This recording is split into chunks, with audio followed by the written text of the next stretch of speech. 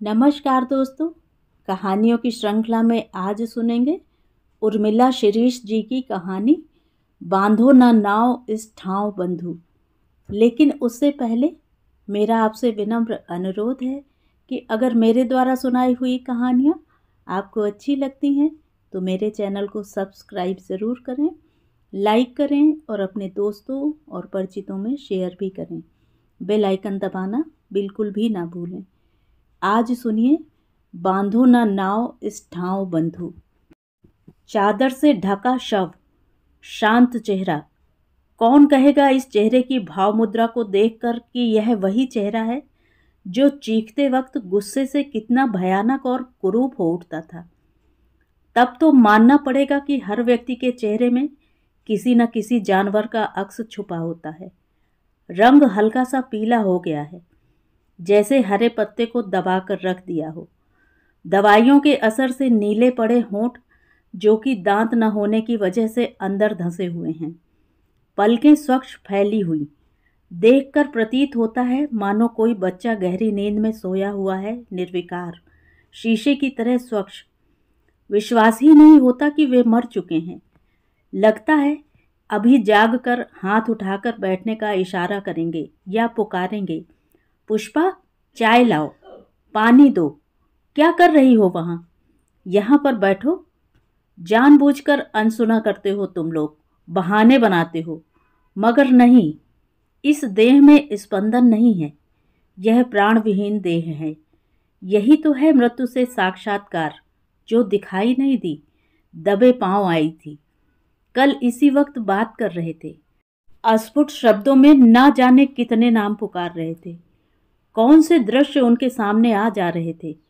सुबह से पेपर खोलकर रखा था, चश्मा खुला रखा था, ऑक्सीजन की नली निकालकर बात किया करते थे, पेपर पढ़ लिया करते थे। संसार में क्या चल रहा है यह जानना उनके लिए जरूरी होता था। लगातार हर विषय पर घंटों बोलने वाले पापा अंतिम समय में बोलने के लिए छटपटाए थे। पता नहीं और क्या क्या कहना चाहते थे, क्या क्या बात करना चाहते थे। कितनी बातों का रहस्य, कितनी बातों का दर्द और किन किन लोगों से मिलने की अधूरी ख्वाहिश की वेदना लेकर चले गए। वे अंतिम क्षण जब उसके देखते देखते आत्मा शरीर को छोड़ रही थी, कुछ क्षण या क्षणों का भी हिस्सा जब उनकी गर्दन कटी शाख की तरह एक तरफ लुढ़क गई थी। क्या यही है मेरे पापा? उनकी मृतदेह को हल्के हल्के सहलाते हुए सोच रहा था वह। दूसरों के यहाँ होने वाली मृत्यु के बारे में सुनकर कितने हल्के ढंग से लिया करता था वह, बल्कि मजाक बनाया करता था। मगर आज जब स्वयं पर गुजर रही है तो सब कुछ कैसा ठहरा हुआ सा लग रहा है।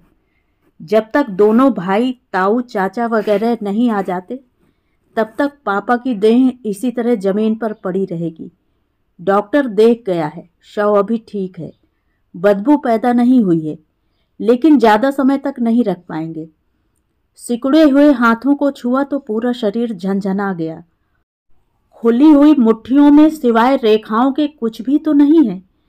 कितना लड़ते थे तुम पापा, क्यों, क्या इसी दिन के लिए?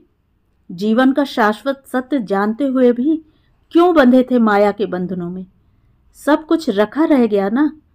जिन वस्तुओं पर तुम्हारा आधिपत्य था, उनके लिए सभी ने तुम्हें क्या क्या नहीं कहा था। तुम्हारे जीवन की नहीं, मौत की कामना ज्यादा बलवती हो गई थी। निरंतर जलने वाले दीपक की लौ में क्या आत्मा का निवास है, या बाहर पेड़ पर कहीं आसपास कोने में क्या किसी शरीर में प्रवेश पा लिया? अब तक चहल पहल कम हो गई थी। घर में मौत का सन्नाटा गहराता जा रहा था। इधर रात गहरा रही थी, उधर हृदय में कुछ धंसता जा रहा था। भय, शोक, विलाप, विछोह या अकेलापन, या बाप का साया उठने का खालीपन, सारे एहसास अपरिभाषित थे। चींटियों ने सूंघ लिया होगा, सो उनकी कतारें की कतारें आने लगी। आसपास आटे की रेखा खींच दी गई, इत्र छिड़क दिया, अगरबत्ती जला दी गई।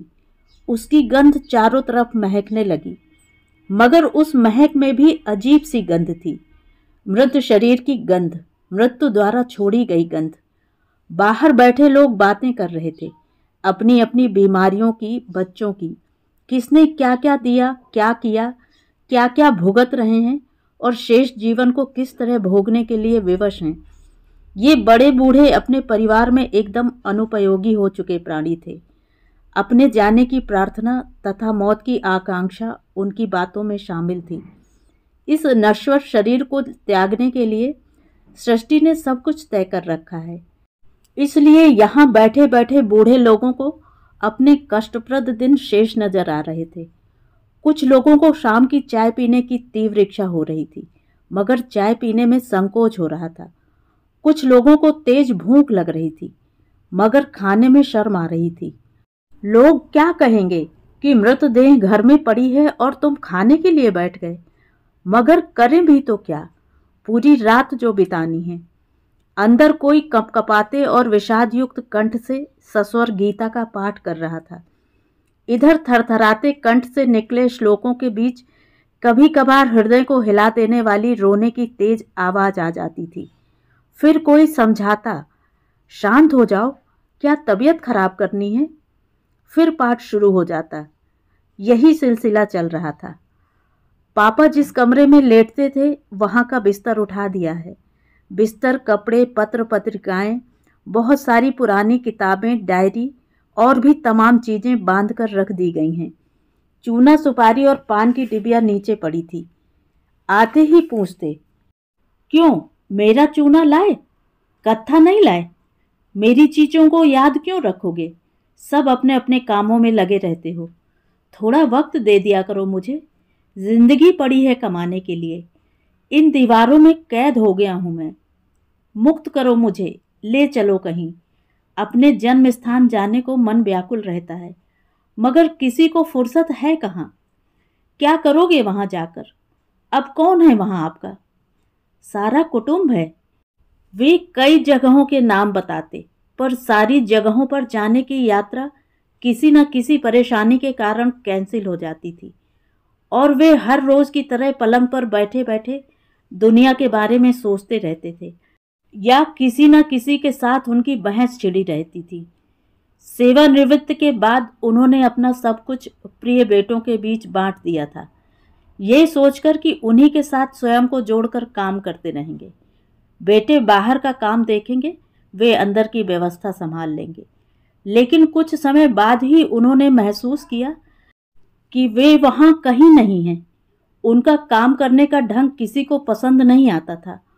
उन जगहों पर वे नहीं जा सकते थे जो कभी उन्होंने खरीदी थी।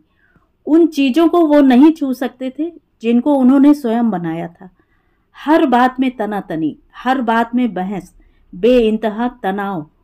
सो एक बार फिर उन्हें अलग होना पड़ा था। शेष जीवन को चलाए रखने की मजबूरी थी, चिंता थी। शरीर स्वस्थ था, दिमाग ताजा और सक्रिय, सोच सकारात्मक थी और जीवन से प्रेम भी था। सो नया काम जमाने की जद्दोजहद में लग गए थे। सब कुछ शुरू से शुरू करना था। क्या करना है यह सब करके? फालतू कैसे बैठूं? वहां हमारे मिलने जुलने वाले जाते तो आपत्ति होती थी। जाति बिरादरी के काम में लगे तो सब कहने लगे, पापा घर लुटा रहे हैं। आखिर करें क्या?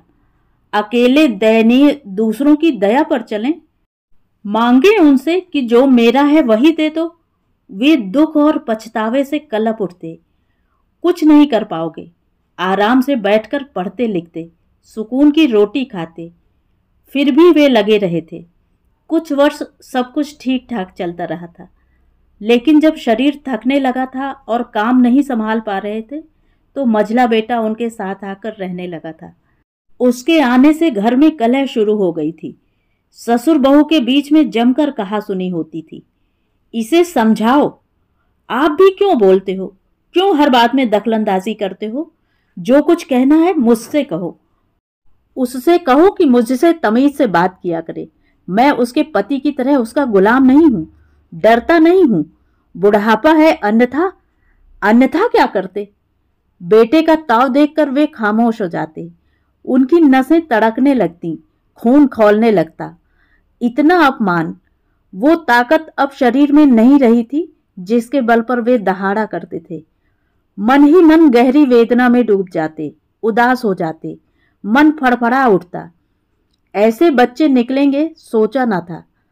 जब उनकी तबीयत ज्यादा खराब हो जाती तो रात रात भर कराहते, जागते और तड़पते, सांस खींचने के लिए संघर्ष करते। सारा घर दहल जाता।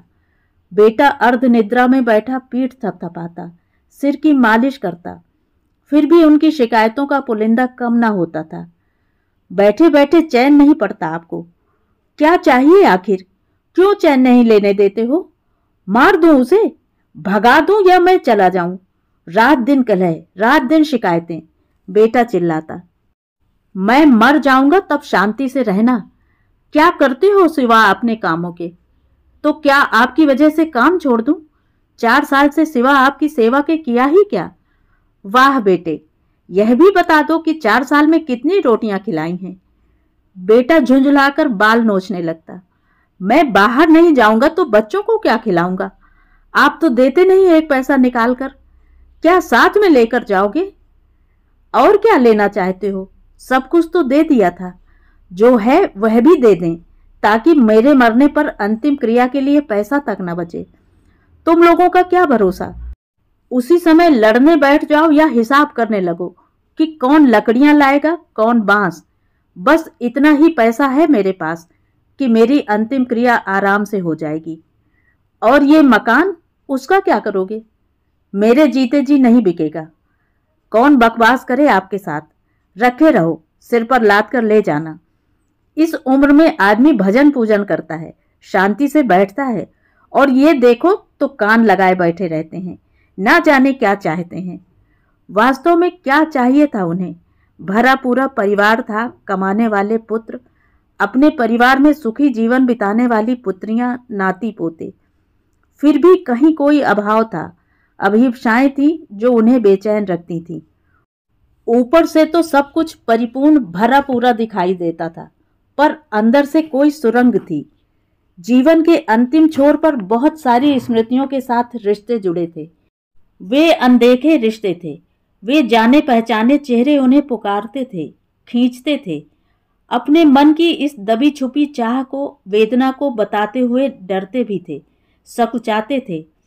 खाट पर पड़ा मरणासन्न इंसान असमर्थ था, फिर भी बड़े बेटे से उनका मन मिला हुआ था। दुनिया जहान की बातें, शिकायतें और इच्छाएं वे उसी के साथ बांटते थे। सो इस प्रसंग को भी बताने के लिए छटपटा रहे थे।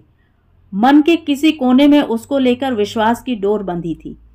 मेरा एक काम करोगे? जैसे ही वह बात शुरू करते, पत्नी आकर बैठ जाती। तुम अपना काम करो, हम अकेले में कुछ बात करना चाहते हैं। पत्नी आशंका से देखती, कोई कागज तो नहीं है, वसीयत तो नहीं लिखी जा रही है, किसी प्रकार की लिखा पढ़ी तो नहीं की जा रही है, वरना मेरे पास क्या रहेगा जीवन बिताने के लिए? इनका क्या, ये तो तब चले या अब चले, बिना पैसों के कौन पूछेगा? पप्पू, क्या तुम मुझे ले जा सकते हो? कहाँ? कैसे? मैं तो ले चलूं, पर आपकी हालत। एक बार मैं उससे मिलना चाहता हूँ, भरोसा दिलाना चाहता हूँ। ऐसा न हो कि अंतिम समय में वह सड़क पर अकेले में मरी पड़ी रहे, कोई कंधा देने वाला न हो। कितने साल हो गए उसको देखे हुए। वे उंगलियों पर गिनने लगे, 1 2 3। जब से बिस्तर पर हूं, आने जाने में अशक्त हो गया, चिट्ठी भी तो नहीं लिख सकता। पापा, तुम भी क्या बुढ़ापे में ये सब झमेले पालकर बैठे हो? माँ को पता चलेगा तो? इतने वर्षों से सेवा तो वही कर रही हैं। 40 साल से जो तुम्हारे साथ हैं, उसके न हो सके तुम, फिर जीवन के आखिरी समय में अपनी बेइज्जती करवाना चाहते हो। धोखेबाज माने जाओगे, सब गालियां देंगे, थूकेंगे। बेटा तैश में आकर बोला। पहले मेरी बात पूरी तरह से सुनो। वो तो कब से मेरे मरने की राह देख रही है, क्या क्या नहीं सुनाती, इसलिए उसकी परवाह नहीं। रही तुम्हारी बात, तो तुम्हारे पास वक्त है अपने बाप के लिए। वकालत मत करो कि मैं किसका पति हूं, किसका बाप हूं। सिर्फ मुझे देखो, मुझे, एक आदमी को। नैतिकता के पाठ मत पढ़ाओ मुझे। मेरे पास वक्त नहीं है। उसकी जिंदगी का कुछ ना कुछ इंतजाम तो मुझे करना ही होगा। वे एकाएक उत्तेजित हो उठे, सांस फूलने लगी, निढाल से बैठ गए सीना पकड़कर। लगा अंतिम क्षण रह गए हैं। हाँ बोलो। उसका दिल धड़कने लगा। पता नहीं कौन सा रहस्य खोलने वाले हैं। पानी लाने के बहाने अंदर गया, यह देखने के लिए कि कहीं माँ तो दरवाजे के पास नहीं खड़ी हैं। किवाड़ अटका दो, उन्होंने संकेत किया।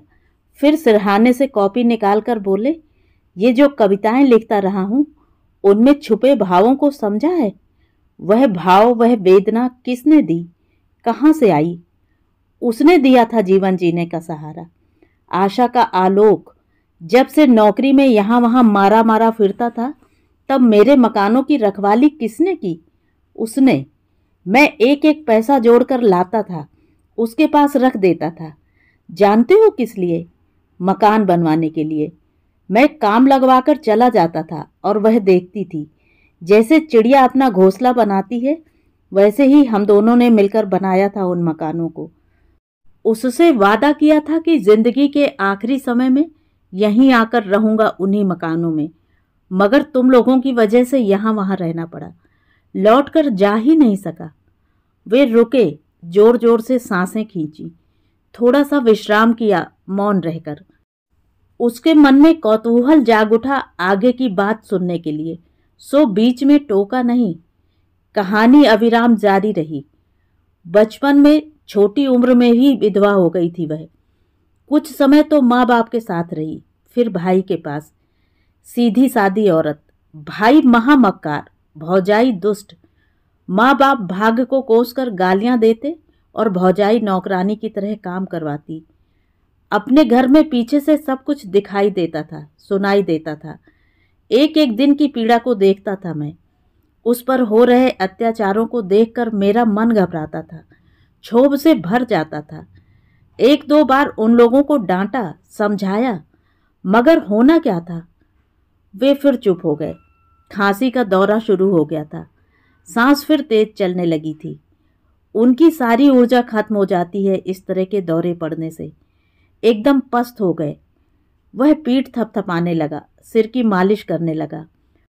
मन उनकी बातों में अटका हुआ था, सो जिज्ञासा का भाव मन को अधीर कर उठा। फिर क्या हुआ? सो पूछ ही लिया। भाई पुलिस में भर्ती हो गया था। उसके जाने के बाद स्थिति और भी बदतर हो गई। जवान विधवा स्त्री को अकेला जानकर कई मनचले लोग आसपास मंडराते, उसे छेड़ते, संदेश भिजवाते, परेशान करते। उसका रूप और यौवन ऐसा कि आंखें चौंधी आ जाएं।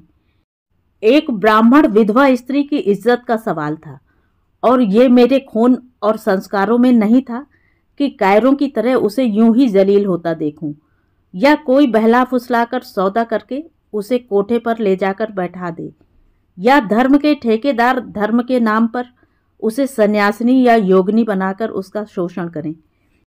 सो एक दिन तलवार ले जाकर चिल्लाया, सालों, हाथ पांव काट कर फेंक दूंगा अगर दिखे तो।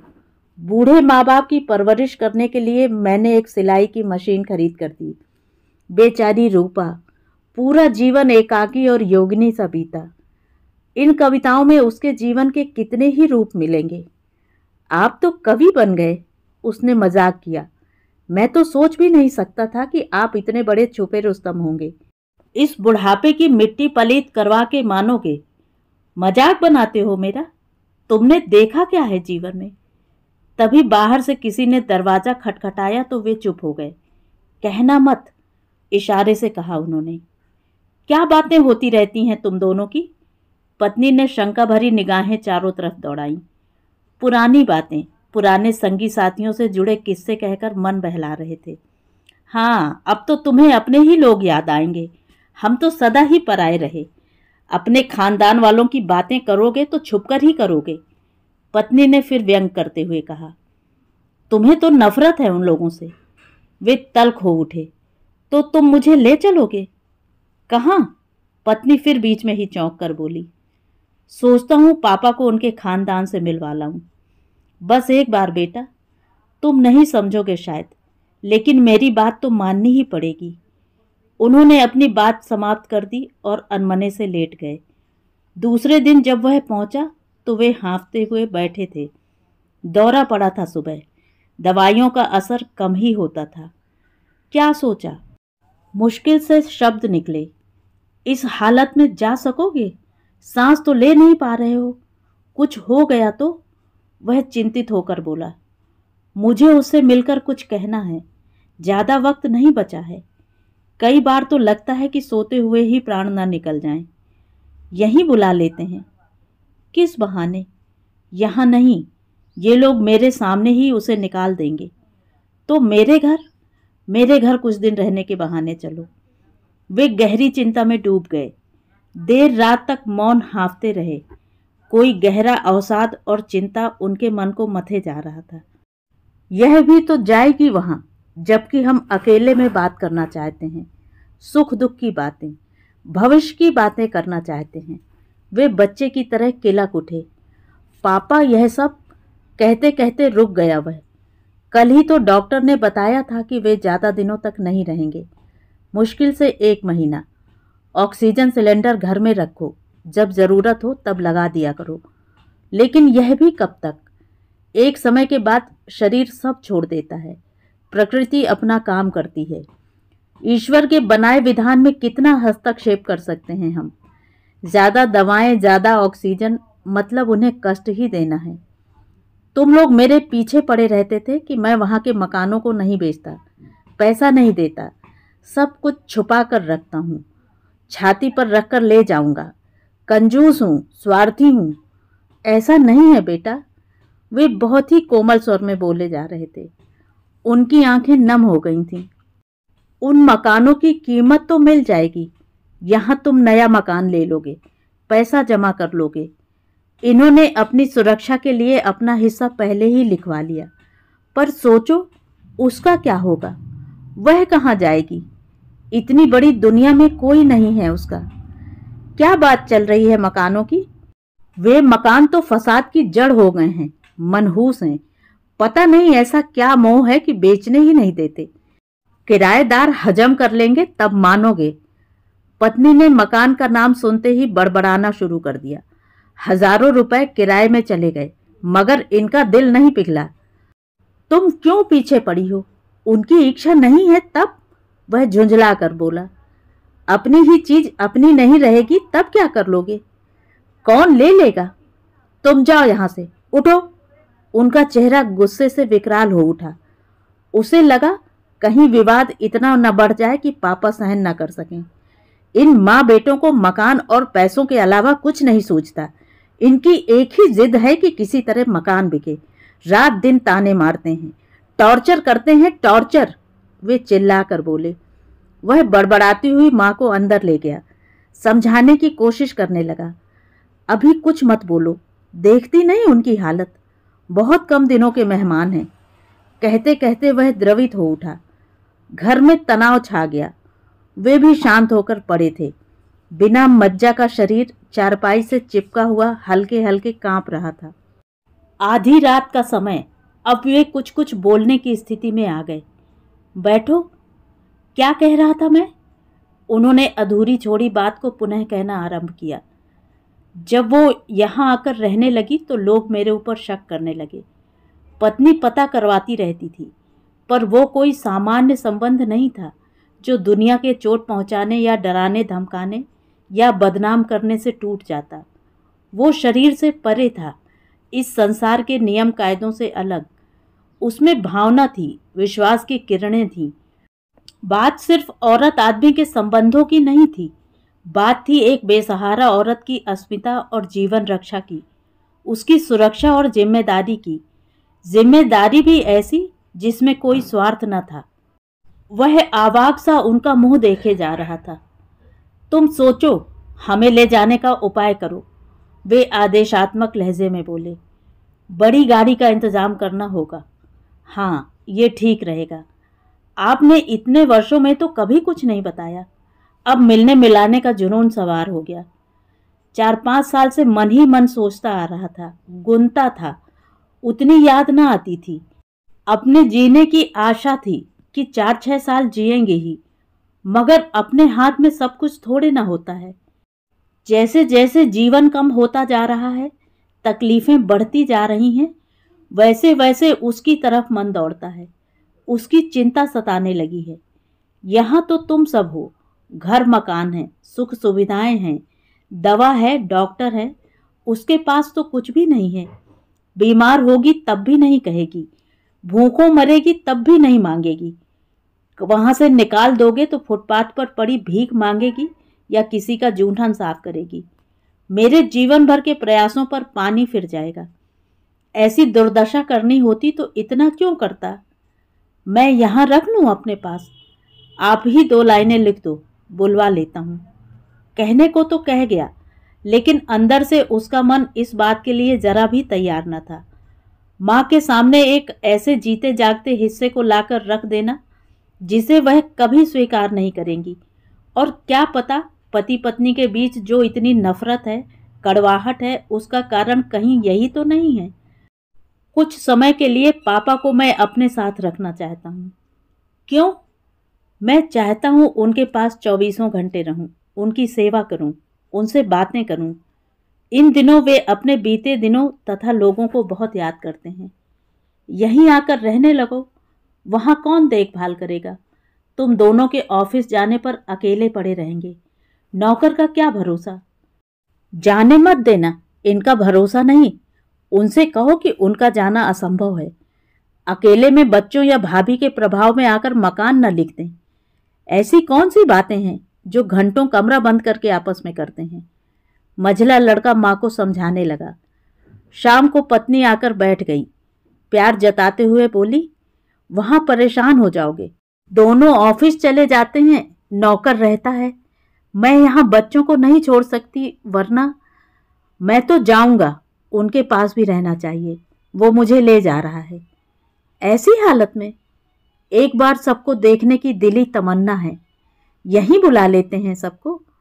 आदमी तो आ जाएंगे, पर मेरे मकान, मेरे पुरखों की धरोहर, वे जगहें, वहां जाते जाते कुछ हो गया तो? कुछ नहीं होगा। हो भी गया तो धन्य भाग जो अपनी जन्मभूमि पर जाकर मरूंगा। जाने की जिद सवार थी उन पर। वह क्या करता? एक तरफ जीवन की आशा छोड़ते, देह त्यागते पिता की प्रबल इच्छा का आग्रह, तो दूसरी तरफ परिवार के दबाव तथा माँ का विश्वास। उनको ले आऊं? वह सोचता, हो सकता है पापा ने जाने का विचार त्याग दिया हो, लेकिन हड़बड़ा भी जाता। क्या पता कब सांस टूट जाए। कहीं ऐसा न हो कि मैं उधर जाऊं, वो इधर चल दें। जब उनकी नींद खुली तो रात के 11 बज रहे थे। खाने का निश्चित नहीं था, नमक बंद था। थोड़े से बिस्कुट या फल खा लेते थे। पत्नी तथा अन्य सदस्य पिक्चर देख रहे थे और वह उनके करीब बैठा था। गए नहीं? यहीं रुकोगे क्या? बोल कर तो आए हो। मन घबराता है, प्राण अटके पड़े हैं। मैं हूं ना? नसों से भरे हाथों को सहलाते हुए बोला वह। तुम्हारे अलावा एक वही थी जो मुझे समझती थी, मेरे संघर्ष को, मेरी तकलीफों को। कभी ताना नहीं मारा कि मेरे जीवन का फैसला करने वाले तुम कौन होते हो। कभी कुछ नहीं चाहा, जो दिया उसी में खुश। उसके चेहरे की लुनाई व सौम्यता अनोखी थी। बाल इतने लंबे की, पर किस्मत। वे अत्यधिक भावुक होकर सुना रहे थे, जैसे कोई अंतरंग मित्र अपने मित्र को प्रेम कहानी सुनाता है। उसकी जिंदगी को बचाने का, उम्र भर इज्जत के साथ रखने का वचन लिया था मैंने। जब तक वह जिंदा है तब तक मकान मत बेचना, न उसको वहां से निकालना। ये लोग उस पर केस दायर करने की धमकी दे रहे हैं। वे याचना सी करने लगे। हाँ पापा, ऐसा ही करूँगा। बस एक बार तुम्हारे सामने उसको भरोसा दिलाना चाहता हूँ। वह दुखी हो उठा। कैसी अजीब स्थिति, बल्कि धर्म संकट आ खड़ा हुआ है।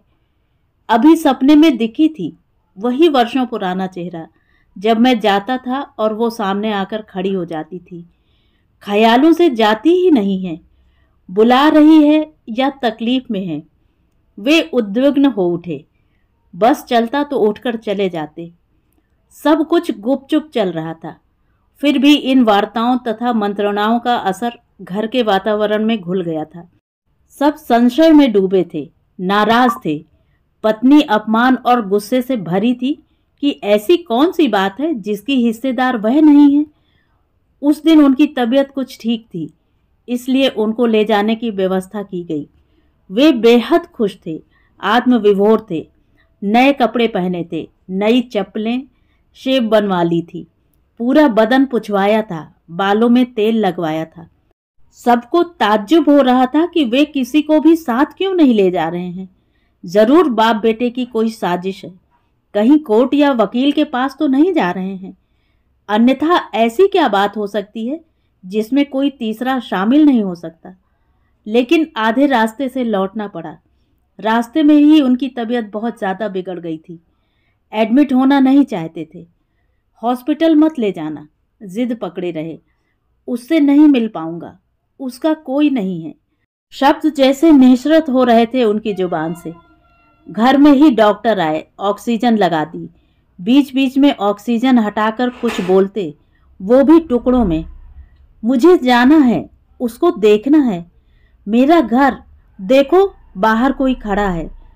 उसके हाथ पांव कांपने लगे। पापा सेमी कोमा में चले गए। क्या करूं मैं, किससे कहकर बुलवाऊं उन्हें। यह ऐसी बात थी जिसे किसी को भी नहीं बताया जा सकता था। वहां ऐसा कोई व्यक्ति था ही नहीं जिसे भेजकर रूपा को बुलाया जा सके। यह आशा टूटने का सदमा था, या शरीर की थकान, या अवसान की बेला।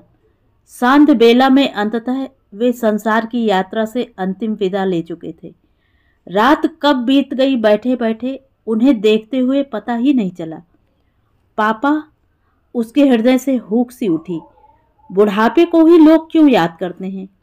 इसलिए कि वह अभी अभी होकर गुजरा है, जबकि जवानी का वह समय जब आपने रात दिन मेहनत की थी, कठोर श्रम किया था। अपनी फरमाइशें पूरी करने के लिए मेहनत करनी पड़ती है। कैसे चुन चुनकर अपने सपनों को साकार किया था। दुर्भाग्य कि किसी ने याद नहीं किया उन बातों को। सबने हिसाब किताब पूरे कर लिए आपके साथ। आपको ही घोषित कर रखा था लालची, स्वार्थी, कठोर। उठो बेटा, हाथ मुंह धो लो, बीमार पड़ जाओगे, तुम्ही को सब कुछ करना है। ताऊजी पास आकर बैठ गए, लेकिन नहीं, वह एक पल के लिए भी नहीं उठना चाहता था। जब तक पापा का शरीर है तब तक पवित्र रहना ही चाहिए। रात से लेकर अब तक कितनी बार इत्र छिड़का, अगरबत्तियां जलाता रहा। उसने वहां के कुछ पुराने परिचितों को खबर करवा दी थी। हो सकता है रूपा को पता चल जाए, वह आ जाए।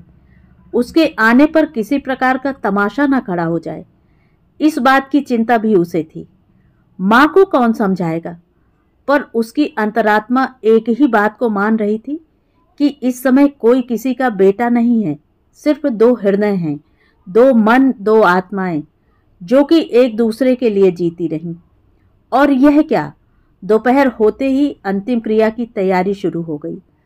बांस की लकड़ियों से अर्थी बनाई जा रही है। पंडित निरंतर मंत्रोच्चार के बीच विधि विधान से क्रियाएं करवा रहा है। स्नान के बाद नए वस्त्र पहनाए, चंदन का टीका लगाया, फूल मालाएं पहनाई, लेकिन वह हर काम को धीमी गति से कर रहा है। थोड़ा और नहीं रुक सकते? किसका इंतजार करना है? लाश सड़ जाएगी। उनके दोस्त और रिश्तेदार तो आ गए ना, बस अब और नहीं रुक सकते। शव का रंग बदलने लगा है। उसका मन मस्तिष्क सुन्न सा हो गया, प्रतिक्रिया विहीन, आवाज होठों के भीतर फड़फड़ाती सी। अब शव को अर्थी पर रखा जा रहा था। दूर खड़ी गाड़ी तक कंधा देकर ले जाना था। पूरे वातावरण में मंत्रोच्चार और लोगों की सिसकियां सुनाई दे रही थीं। छोटे से मटके में प्रज्वलित अग्नि से उठता हुआ धुआं एक बारीक रेखा बनकर आकाश में अदृश्य होता जा रहा था। शून्य में फिर एक चेहरा आकर झिलमिलाने लगा। श्वेत केश राशि, गोरा झुर्रियों वाला चेहरा, उदासी की लकीरें खिंची हैं माथे पर, आंखों में वीरानगी का भाव। रूपा? शमशान घाट पर लोगों के बीच वह एकदम तटस्थ भाव से जुट गया। एक लकड़ी, दो लकड़ी, फिर लकड़ियों के बीच पापा की निर्जीव देह दहक गई। परिक्रमाएं, मुखाग्नि, फिर चटकती हुई लकड़ियों के बीच अग्नि में समाते पापा। आह! कब से रुका बांध फूट पड़ा। लोगों ने आकर उसे थाम लिया। नहीं, बहुत हिम्मत दिखाई तुमने। जाने का समय आया तो चले गए। मृत्यु पर किसी का वश नहीं होता। कितने कष्ट थे, उन कष्टों के बीच जीने से अच्छा यह मुक्ति है। भरा पूरा जीवन जी कर गए हैं, कोई इच्छा शेष न थी। इस देह का क्या, पंचभूतों में विलीन होना यह उसकी नियति है। सांत्वना के शब्द उसके आंसुओं को सुखा देते हैं, मगर मन को कोई बहुत तेजी से झकझोर रहा है, पुकार रहा है, खींच रहा है। चिता की लपटें जब तक शांत हुई तो सूर्यास्त हो चुका था। लोग जा चुके थे, सिर्फ परिवार के लोग बचे थे। बाहर से आए लोग रात में ही निकल जाना चाहते थे ताकि ऑफिस या अपनी ड्यूटी ज्वाइन कर सकें। घर के बाहर दूर तक झाड़ू लगा दी गई थी और घर को खूब अच्छे से धो दिया गया था। इतना बड़ा कमरा कितना छोटा लगता था उनके रहते। सारा सामान एक कोने में बिखरा पड़ा था कचरे के पास। ये किसने फेंका? एकाएक वह इतनी जोर से चिल्लाया कि सारे लोग भागकर आ गए। क्या हुआ?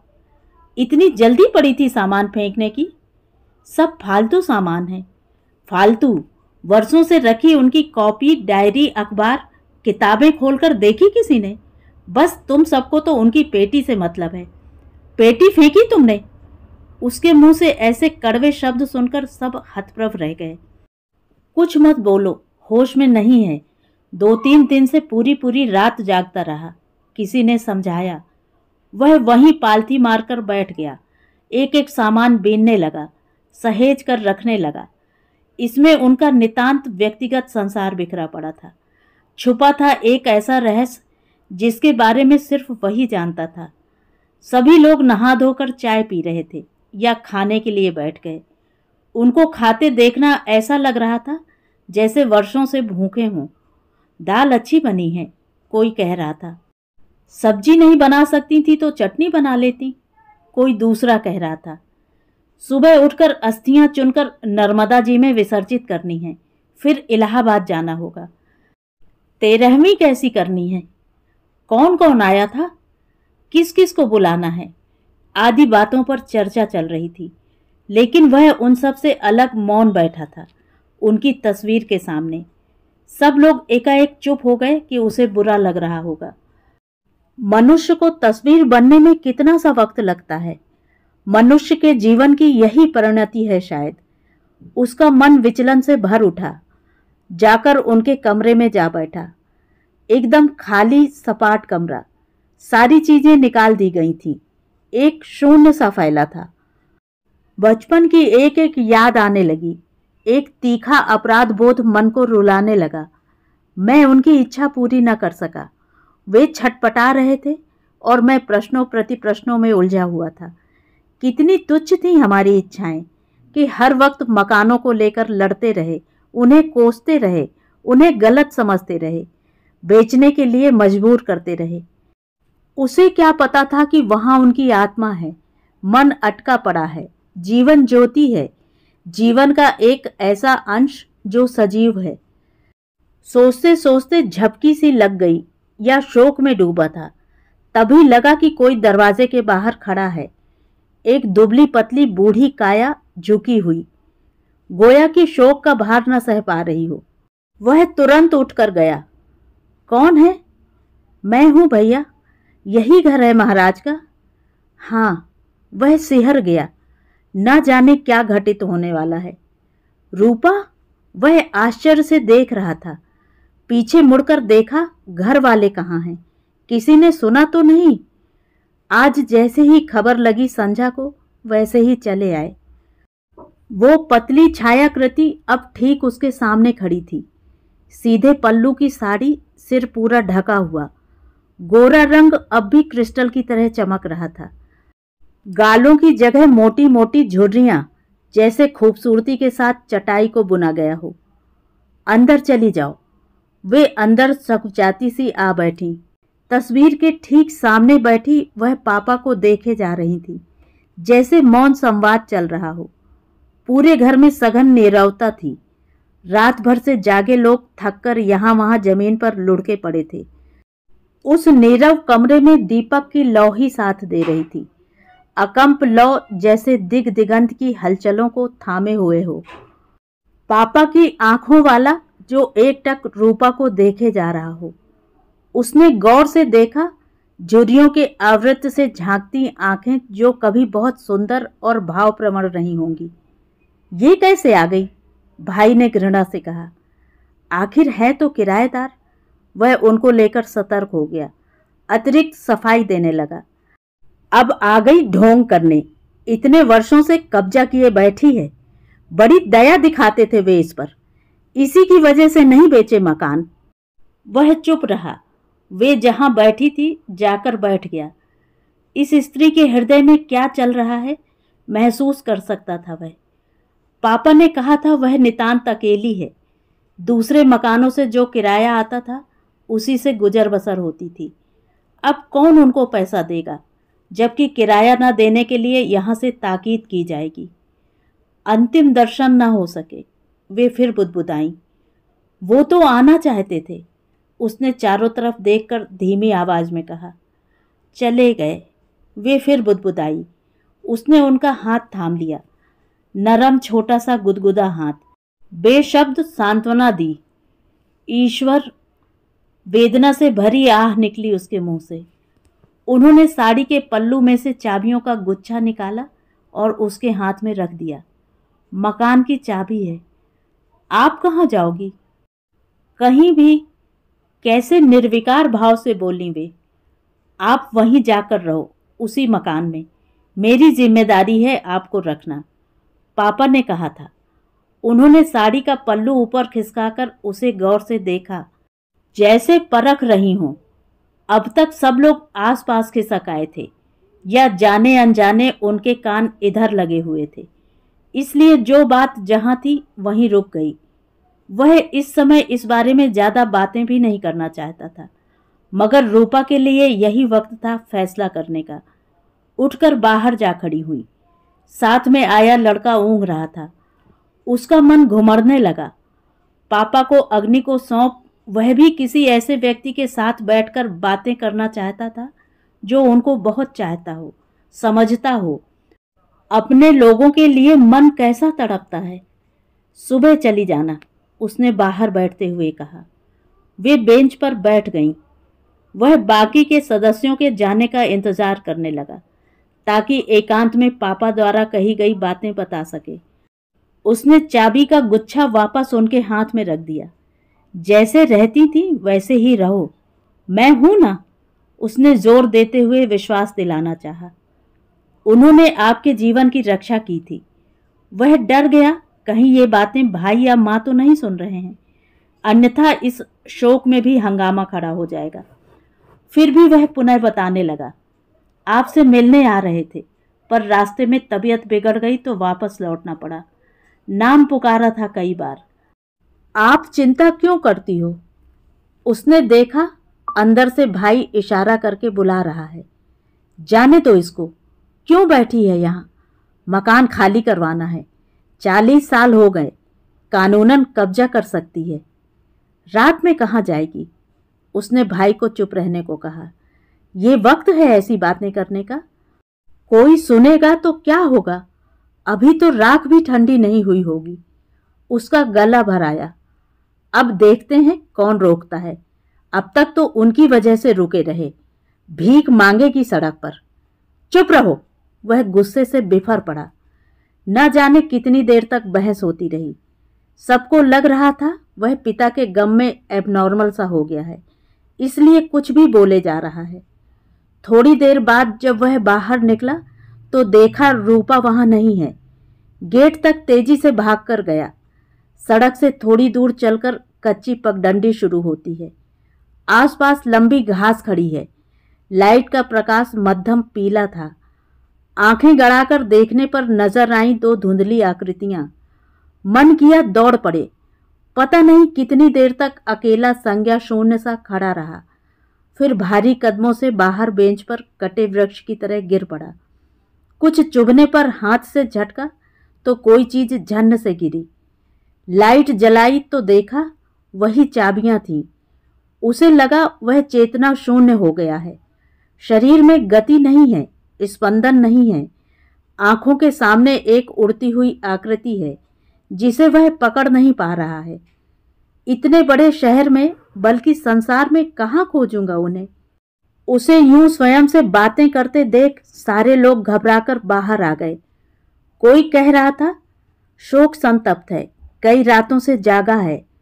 कोई कह रहा था बड़ा बेटा है, अपने हाथों से अग्नि को समर्पित किया है, सदमा बैठ गया होगा। दुखी क्यों नहीं होगा, आखिर थे तो पिता ही। मगर उसके हृदय में तीव्र वेग से व्यथा की आंधी चल रही थी और बेतुके से शब्द निकल रहे थे। सबको लगा अब वह विलाप कर रहा है। तो ये थी कहानी।